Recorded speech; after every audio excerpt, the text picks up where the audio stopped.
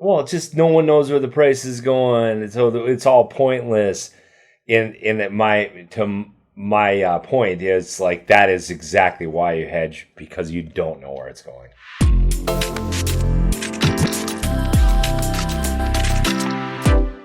Hey, welcome to Hedge Heads, where we discuss the commodity markets, hedging, and anything related to trading futures. Remember, the risk of loss in trading commodity interests can be substantial. These are opinions only and not trading advice. Well, no one knows where the market's going. We're not afraid to share some ideas. I'm Ryan Tungseth. He's Jon Prischmann. Well, John, we have another September of, 80? Feels like 90 out there. 2 years in a row, the air conditioner broke. I'm feeling it. Where's my fan? I need to get a fan and put it in my office. The fans are around, but this one's not as serious as the last one. Last one was just, I think, 30-year-old AC. This one's just a critical exit for the water that comes with it. That is when you use the AC, gets spit down the drain, but that whole pipe highway snapped, so it sprayed it all over the room, and it was spraying it all over the office. So, yes, yeah. So I need to glue that, and then hopefully we can have heat. But yeah, it's drying everything down very quickly because it is 90 degrees again. We've had a lot of Septembers like this. Last year was very, very warm in September. You're gonna have the bulls, of course, saying it's not out there, it all burned up, flat pods on top, they didn't fill. You're gonna hear that stuff. And then you're going to hear declining, conditions, which I think beans went backwards 1%, but they're harvesting it. I mean, the plant's going to die. Right, so right. Again, a lot of stuff you can either prove or disprove. But after what I saw last year, where it just quit raining, it ran out of gas, just like this year at the very end, it seemed to improve it. It didn't seem to hurt it at all. I'm going to go with that. It's probably doing the same out there. Again, others will argue, and you'll see plenty of what you want to find online. If you surf enough, you're going to find a lot of people telling you that a ton's missing, and you'll find out later, and I'll show you, sort of thing with shaking an angry fist. I'm going to go off the USDA's numbers for now. I suggest you do too, if you want to be anywhere near the ballpark where the price action is going to head. But the drying down, I think it's a good, heat turns from bullish to very bearish. And I would say it's going to help harvest, keep drying costs down. I don't think anybody seems real bent out of shape about this weather at all. No, I mean, I will point out that some weather could support the seasonal that's coming in for October 1st, especially for beans. Yep. This time of year is, what do we say? You don't want to be short beans. You don't necessarily want to be long beans, but typically on October 1st. Now, this time frame lines up. So is it because it is hot and this is gonna affect it, or is it because funds make moves? Is it the funds? Because it's gone up for about a month now, and it's not uncommon to find an August low. But when you got this heavy harvest pressure that we're looking at, surprising that the funds are covering everything in front of that. But they can do whatever they want. It doesn't have to line up with seasonals at all. I'm not a huge fan of this. We did this the hard way last year. I thought the same thing as I think this year. Cheering for a high price this time of year or higher price is not, when you don't have to sell it, it's not exactly what you're looking for. Last year it was applauded that we're holding $5 so strong, and my magic blue line is holding, and the seasonal bottoms in and technical this, and everybody was so proud of that. And it did go sideways, and it didn't go down when it should have gone down. And then we made new lows in March when you actually have to sell a lot of your grain.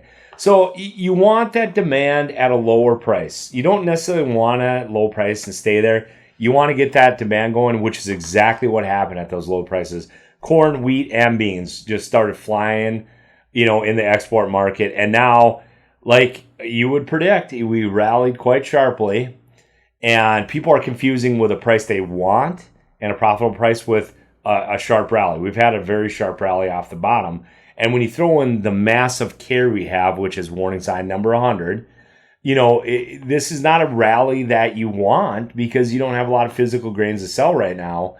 You want it to go low, spur that demand, get that going, clear out those pipelines, then have a nice rally in the spring. We did the opposite of that last year. I think we're going to do the opposite of that again this year. But again, we'll see. We've been going sideways off the, after we got on the bottom for about a month, it was the low. And then lately it's gone sideways, but it had been going higher with the funds covering a pretty good amount of their positions. So you and I both love cruising the Twitters and the Facebook groups, so we get an idea of what farmer sentiment is out there. And you kind of mentioned it here in saying, well, the price might, was a rally. You don't want that. The spreads are negative. And couldn't be more negative. And so we hear, right, from producers who have time at this time of year to post on Facebook, I guess, which I rate what they are. But what's a common thing you hear? It's why hedge? No one knows. We say it in our tagline. No one knows where the market's going. But we see this on Facebook. Well, no one knows where it's going, so why hedge? Yeah, why? Right? Why market? Why do anything? That people say that because they're just unfamiliar with how everything works. Like they're not even at the beginning phases of how it even works. The whole point of hedging a large amount of the time is because you don't know where it's going to go, where nobody knows for sure where it's going to go. That's the whole point. Guarantee yourself this price, but if it goes up there, I also get that. And figuring out many different strategies that you can employ. So if it caves in, you aren't a part of that. But again, if you do it right, if it goes up, you also participate in that. So you have a guarantee one way. So you have your cake and eat it to a degree. Now, it's going to come with risk. But if you know what you're doing in hedging, that shouldn't be a problem because you should have this conversation with the banker. You guys should have some sort of game plan. And then you simply look for ideas to apply. And I think that's really where all this hedging goes out the window. Guys have had poor ideas presented to them. And I don't think they know exactly what they're doing. You're simply transferring the risk to a counterparty. If you don't hedge, you're just simply taking all the risk yourself. I mean, it's really at the essence of what it is. And smart business people are going to diversify their risk. Now, they're going to do different percentages at different times a year for different reasons in every business. But if you get the home run and you take all the risk, well, you get all the reward too. So what we try to do here is try to get the reward and not take a tremendous amount of risk and thread that needle a little bit. Try to keep the risk lower. Where other guys, clients of mine, have no problem being short futures and just being that aggressive with locking that price in. Every farm's different.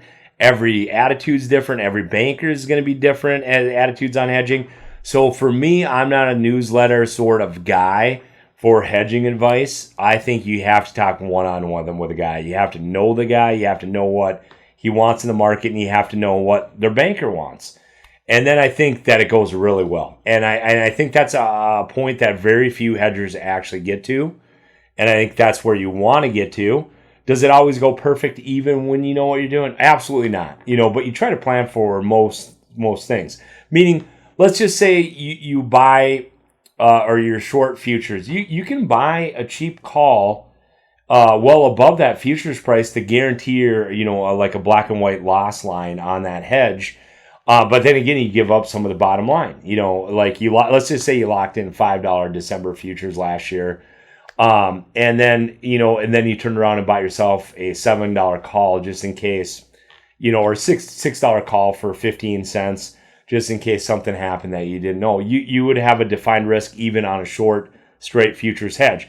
Now that's a very simplistic way to look at it, but it gets much more detailed and involved in that. You can have multi-legs and you can have multi-option sides. And not all the legs might be equal. Like for a strategy we're doing right now, I have 2 short calls for every 1 put that we have. Now, that's not something that a beginner would even consider doing. But what are we going to do if we get that extra call, extra eyes against us? First of all, some guys won't be in if the news changes where, they're simply going to drop 1 call. Or another guy will have a plan like, this is my, uninsured bushels, but I could use this if the yield's, 15 bushels better than we think we're going to need an extra contract. That extra contract, which I'm not a fan of doing 2-for-1s, will help if we got a place for that extra contract. So we plan for that too, even on this. It's not a real historically not something I would do, but these are numbers that we like in months that we like them, and this is definitely not a recommendation because I have not given a month nor time frames or anything. You couldn't possibly figure out. There's a million combinations. If you call, I'll be more than happy to go over with you. I have a really good one with corn. Beans, I haven't done a lot in other than the regular hedging this summer and springtime. But my point is, there's a million combinations. That's what guys like us are for, to help you figure this out. Here's my situation. What can we look at? A few hours later, I'll get back with you. Here's what I came up with you. I'll run idea 1, 2, and 3 by you, and then see what you like. One might be at the elevator. One might be here. One might be a combination of all three things. Who knows? But that's what we do all day long. If you're going to plan, looking at futures, plan option strategies, and look at spreads, you're not going to have time for much else. Yeah, exactly. You're not going to be on Twitter putting stuff out. If you do well, you don't need to. Yeah. You don't need to be out there. Your business will take care of itself if you're helping guys with what they're looking for hedging in the markets. And then I also, before I forget, I think a lot of people are just not hedging. They're just simply trying to make money in the markets under the guise of hedging. I think that's exceedingly common on both sides, the recommendations, and then also on the hedging side, maybe their idea as well. And I'm not saying you go into hedging to try to lose money at all, but still, I think that, just judging by a lot of new people I talk to, by transfers in, stuff like that, and the stories that I hear, it sounds a lot like people are trying to make money, and then there's nothing wrong with that. I definitely spent a good portion of the day in the markets. It's what I got in the business for. But that's not always what your hedging goal is at all. Sometimes it definitely is, and oftentimes it isn't. Just like you don't buy fire insurance for your barn and then cheer for your barn to burn down, just as you wouldn't buy a put for corn and cheer for the market to go down because you produce it. Yeah. You're buying insurance, and there's a million strategies. Again, you're going to have your defined risk strategies. You're going to have guys that just short the futures, lock that price in at the elevator here or otherwise. My personal philosophy though is because we don't know where the markets are going, I tend to like to give up a little bit of the bottom line to keep that upside open. Definitely at certain times of year. But that's me. But everybody else, has different philosophies on that too.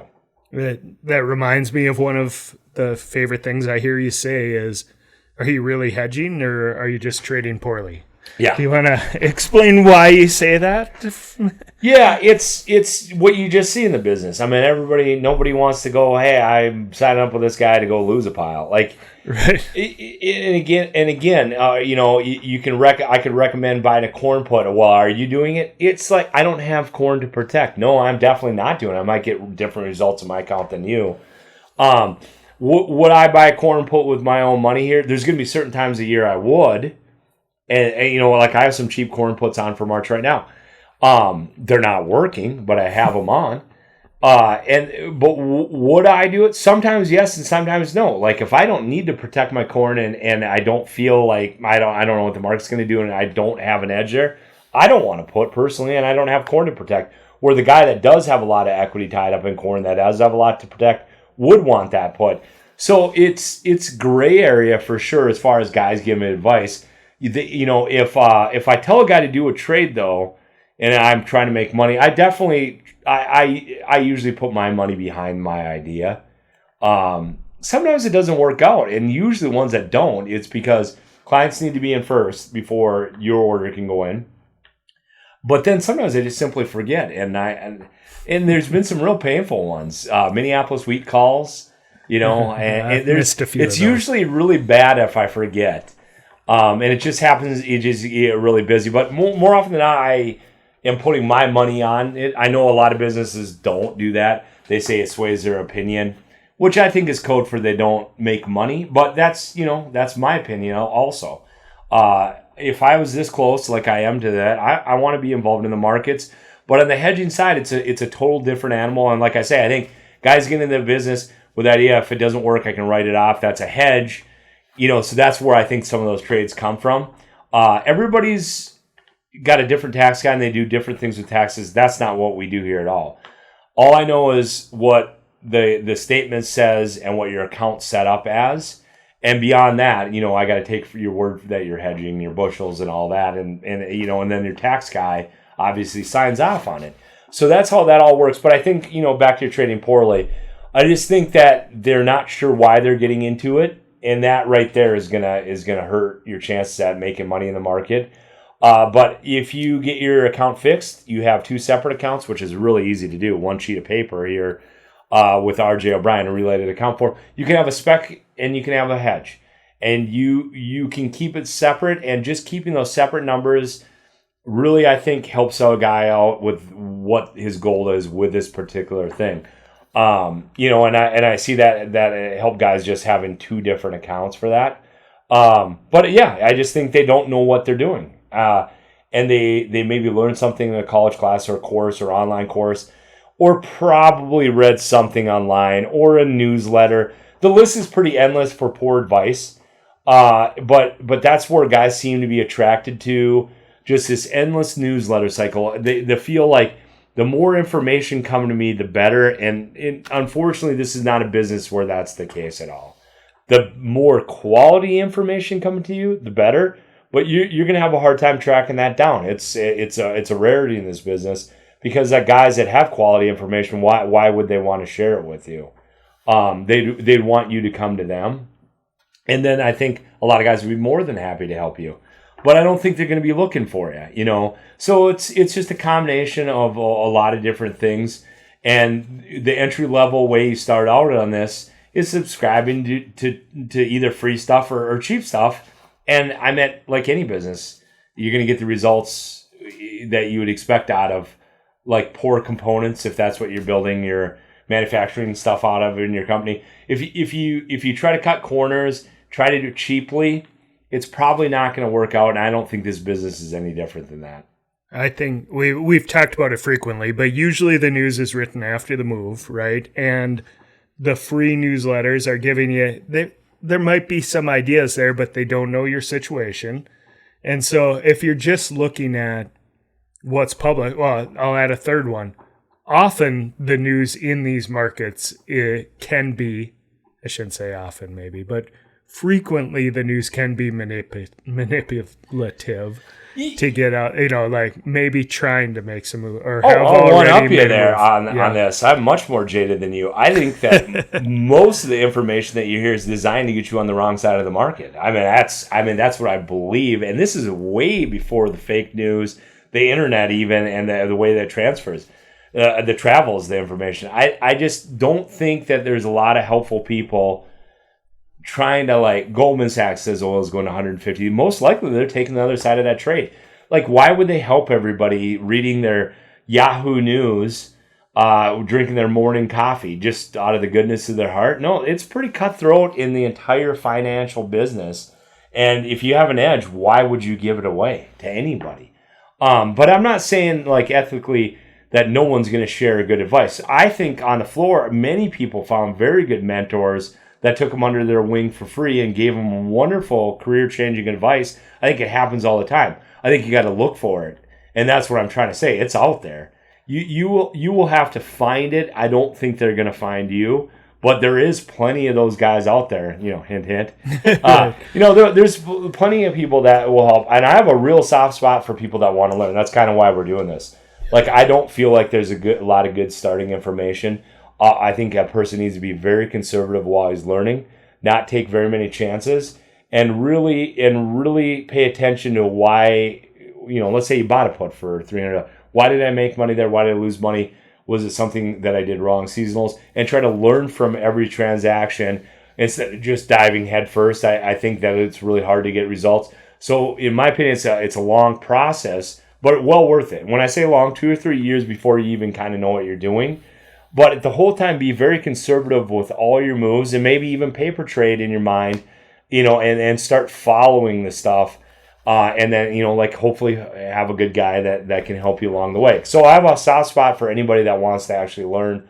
I'll talk with them for endless hours if they want to talk in separate, in between phone calls or afterward. But I don't believe there's a lot of great resources, and there never really has been. These markets move too fast, and it's kind of a dog-eat-dog world, really. So, but it is out there. I mean, don't give up. There's plenty of good guys out there for sure, but there's a lot of bad guys too. Yep. Well, and that's, yes, this podcast is free. Yes, we hope we're providing good info that will get you started on your hedging. It's the framework. But it's not, we're obviously not giving recommendations. No. So what do we actually do? Like, I had a sheet from a client, and this has been a client forever, and this one was all cattle hedges. This is on the ranch side, and it's pretty extensive.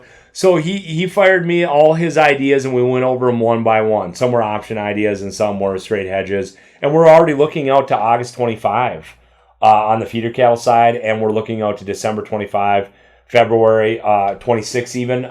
So we're way out there. But we went over each individual thing one by one today and decided what orders were going in, what we weren't doing. What we planned on. So a lot of it was, if these first layers of orders got hit, we'll see what's going on, if there's any news, and then we'll start putting the other ones in. And just coming up with a plan. And that would be an advanced guy that's been around for a long time, and they have a lot of cattle hedging needs that we're using this rally for, in a lot of different things. But we'll be a combination of everything. Where the next guy that I'll probably talk to tomorrow, I got a call when we're waiting for this cattle rally. We're going to be definitely looking at an option, probably a put option.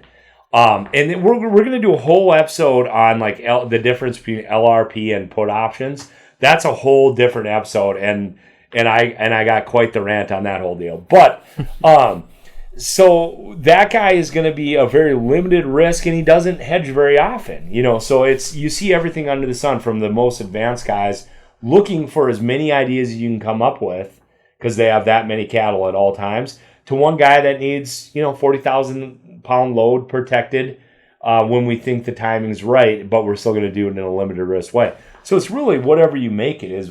For me, what do you want out of this? And you tell me your issue. Like, I don't have storage. What am I going to do with this?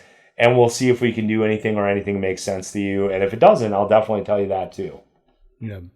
So, that's one example of what you do as a broker. What I don't want to get too deep, but give us kind of, what's your day-to-day like? I watch a lot of Vegas Matt. That's one of my favorite YouTube shows. Yeah. Okay. Lots of YouTube, lots of cruising Twitter. It gets paused quite a bit. But I used to live in Las Vegas, so I like Las Vegas stuff. You get there. I've been getting here pretty early. As a matter of fact, I've gotten some texts from you. Seeing my truck here early. Yeah, I've been getting up early and coming in quite often.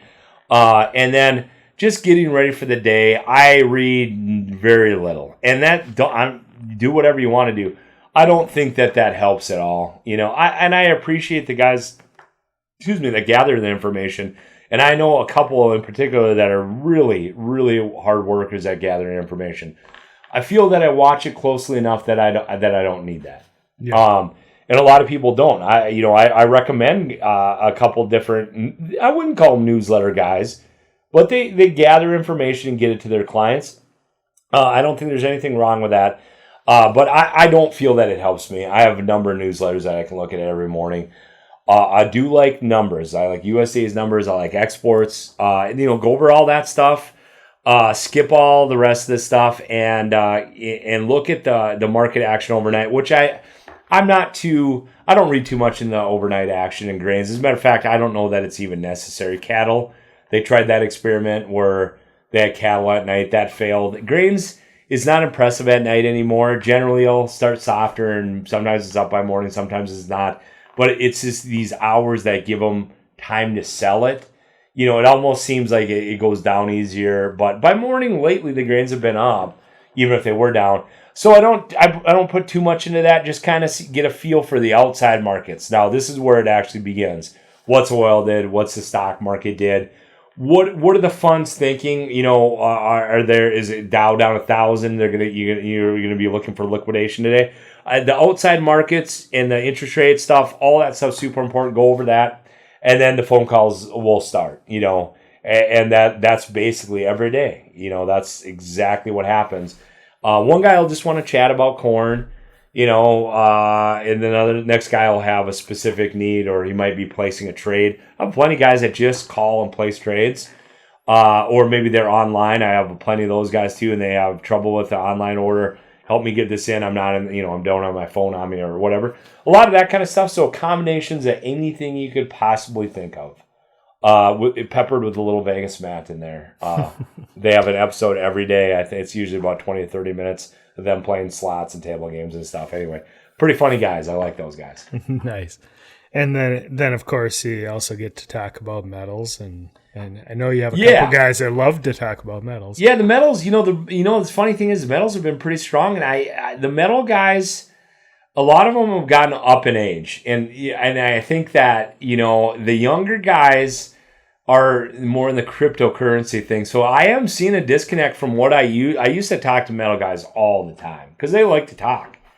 And I am not, it's a lot on the crypto side, and of course you can do Bitcoin futures, and they're gonna have all the major futures on all this stuff. But I think that's where a lot of the new metal guys are, the younger ones. So it's kind of that you mentioned it now. It's kind of it's not going away anytime. People use the real metals all the time. They couldn't be more important. Just talking about it seems to be, less and less every day, which kind of makes me sad. I like the metals and the metal talk, but it's more important than it's ever been, so I definitely look at all the metal markets. I have a real soft spot for platinum. That's my favorite market by far.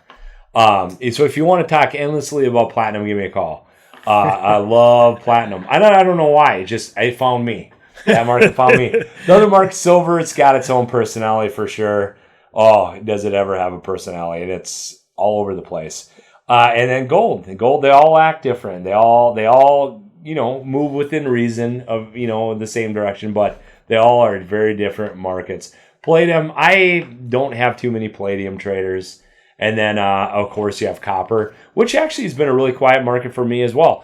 And go back to the news. Like, what was it? A year and a half ago, we were supposed to be out of copper by now. That's all you saw in the headlines. Like how you could see this coming a mile away, this copper shortage. Right there, my spidey senses were going off like I should be shorting copper here. And of course, I wasn't brave enough to do that. And I don't think it's turned out very good for all the people that said we were supposed to be out of copper by now. No, I don't doubt in the macro view that's going to happen. I follow some interesting metal guys online. There's no doubt a steel guy that sells scrap steel out of Turkey.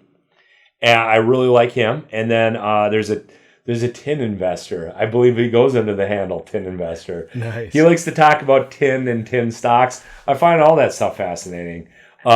Big fan of tin, this guy is. You can find a guy for just about everything. You can. Have you found a dry way guy? I know we like to No, joke about if you know any, but I know one. He's too busy to talk to me, but he'll text me. I would love to have a dry way guy that we could talk about dry way. There's all kinds of markets, and you meet all kinds of different people. That's what's fun about it. But the metal guys have been pretty quiet, and we've gone up. I think gold hit an all-time high here recently. So it should be exciting, but for some reason I just haven't talked much for metals except for palladium. It's getting to one of my good zones that I like it in. Didn't quite get there, but it's close. So I have been watching palladium very close. Nice. Or platinum, excuse me. Platinum, yeah. So would you say platinum completes you? I would just find the fun. I like it. It's a 50-ounce contract. It just screams John trade platinum. And I don't trade it as often as I should. My paper trading's phenomenal on platinum. All my paper trades have been spectacular. I know. That's the way it always works. I bet you this is going to go down. And that market, if you watch it, will go down every day in such a smooth pattern you would have never got out. If you muster up the courage to short it, it'll teach you a life lesson that you wish you didn't want to know. Yeah. Yep, that's the way that works. Paper trading always works. But fun to watch markets even when you don't participate. Very important part of the morning, though, seeing where all that stuff is and kind of getting an idea before grains open what's going to happen. Lately, the grains have been opening, and it's been a repeated pattern where about 5:45, somewhere early, it's not that early in New York, some buyings emerge in soybeans for just days in a row. And it seems to be up, and then the pretty good fight on the open. Beans up 5-6, and there's usually a pretty good fight with the bulls and bears on the open. But then, of course, by the time that pattern emerges and you have the confidence to trade on it, the markets will evolve again, as they always do. And that won't be there tomorrow, probably. Well, and that goes back to the newsletter side of things or that free advice. Like, that it might be, or even leaving a recommendation on a podcast that could be listened to at any time. That pattern might have happened for 2 weeks, and it might happen 2 weeks out of each month because that one has been consistent. But to your point, as soon as you see it, by the time you recognize it, is it done? Yeah, or, and it goes to better hedging. We talk about this. You can't just say, I'm going to do basis contract because that's what I did last year and it worked really good. And it's, in a very monotone, straight. It's just, you can't. You gotta. That's why you have guys like us. It changes so fast. You're gonna have to decide whether it's a good idea this year or not via the spreads, via what's going on with the fund position and seasonals.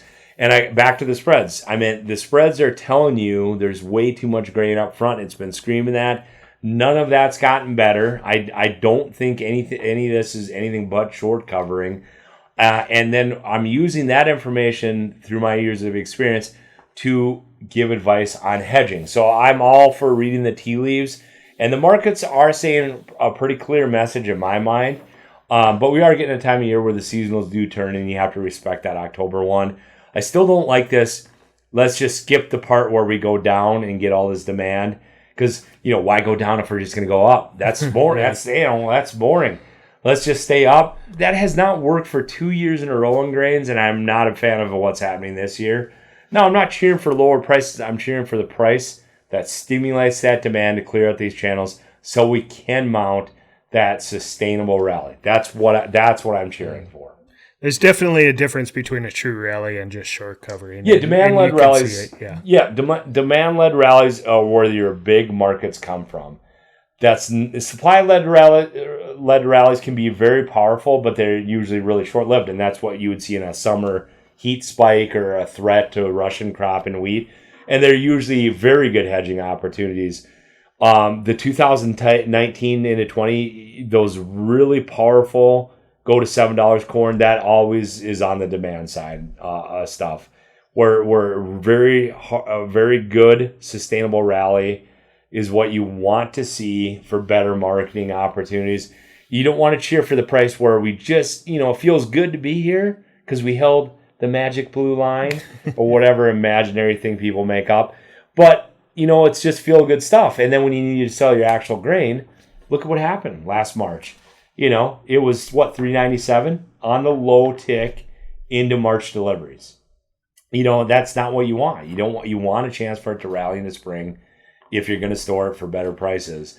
So I'm not a big fan of this sideways, no harvest pressure thing. And yeah, you could say, oh, he's just talking his book. He must be short. I've been in and out of the market. I'm leaning that way, but still we're running out of time seasonally for that. I'm just not a fan of taking away the demand that was really good not that long ago. I want to clear those commercial channels out, get that carry out of the market, and let's have a big rally. I would enjoy that.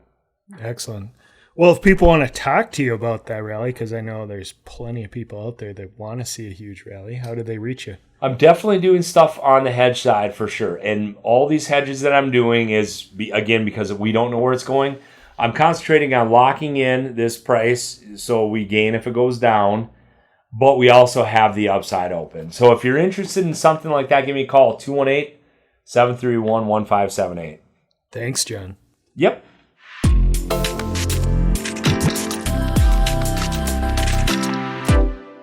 I definitely don't want to be in the camp of it's dry, the top end came off, the USDA doesn't know how bad this is, and they'll find out. Won't